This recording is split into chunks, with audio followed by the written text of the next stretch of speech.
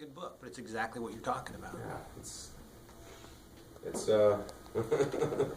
can be maddening sometimes, but you know, we can't ever give up. You know, that power is illusory.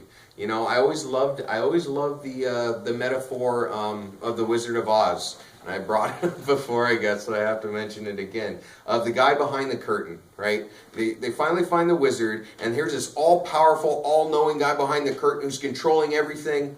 And they pull back the curtain, and it's just some shriveled little old man who can't really do anything, can't fight for himself, can't, you know.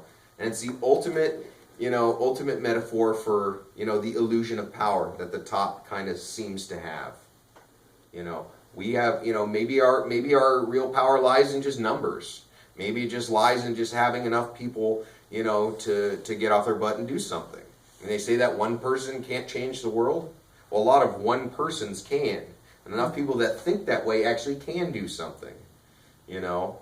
And it's interesting. I mean, if you could just get 10% of the country, just 10%, realize 10% is a lot. But if you could get 30 million people just to show up somewhere, I don't know how it would be done, but if you could get 30 million people to show up somewhere, you could bring anything to a stop. You could, you know, so they can't kill everybody. They can't arrest everybody. They don't have enough jails. They don't have enough holes dug, for that matter. So, you know, we just can't give up. We gotta stay strong and kind of move forward the best we can. And part of this is hopefully my way of doing that, or hopefully sparking some conversations or some thoughts in people, and hopefully we can, you know, talk to people a little more. So, anyways, is there any other comments or questions tonight? If anything, I want to give my mom a quick shout out. She did the great artwork for the books. Did the watercolor. We did it through Photoshop, so it looks like real photos. And it was great kind of doing a creative project with my mom, because we can let our creative juices kind of flow off each other. And that was, you know, always that's a good the dream, where everybody dropped their, represent the dream with the peach and the sunrise. And I don't know, and that part just came to me because it just showed kind of how much the ridiculousness of war can really be, you know. I mean, there's no real winner. There's a lot of losers. Even if people are supposedly on the side of the winning side because they killed more of the other side, they've completely lost their humanity. So what do they really want, you know? So, you know, best I could do is keep writing and keep talking, and hopefully, you know, hopefully I can be an inspiration for people, just like many people I meet all the time have been inspirations to me, and at the most random times, walking down the street, sitting in a coffee shop.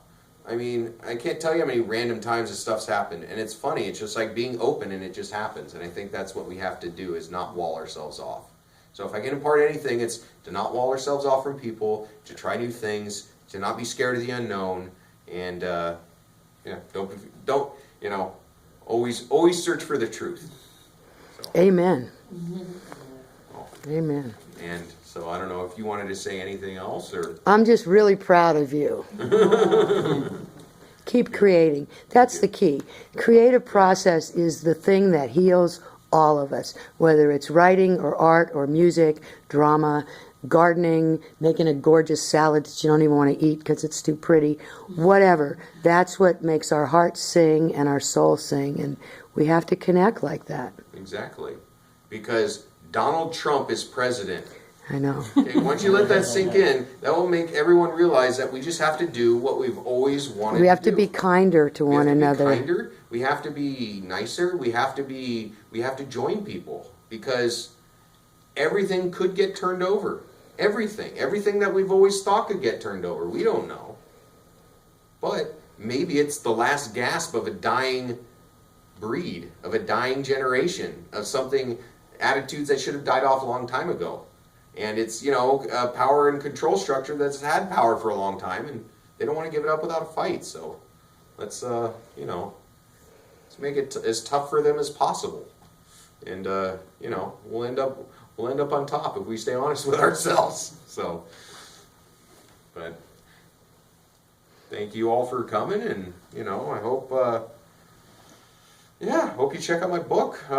My website, bryanradzin.com, is great. Got all the pictures and all my readings, and You're writing a daily a message little every daily day. message that's kind of a couple paragraphs long, and just thoughts and feelings that I have. Some are spiritual, some are political, some are just emotional, and some of them are from a line in a song that I just kind of go off on. So, but I weave it into some other metaphor, and part of it is kind of training my process to write, and, hopefully better my metaphors. So,